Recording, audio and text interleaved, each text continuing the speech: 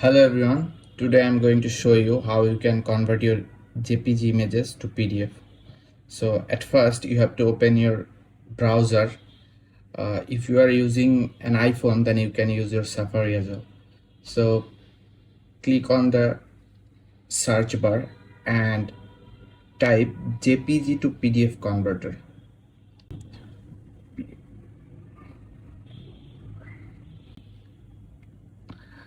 Then you have to scroll down, and as you can see this link, you have to click on this link, smallpdf.com. Then click on choose file, then click on media picker. Okay, so then select those picture you want to convert. I'm selecting this one, and if you want to select multiple picture, then click on this plus icon, then select it again, this one.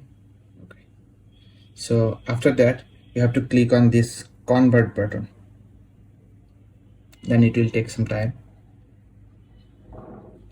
and then click on download. Your PDF file is ready, so I want to download it to my device. So download again, no problem.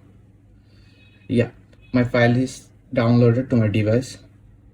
As you can see, I can open it.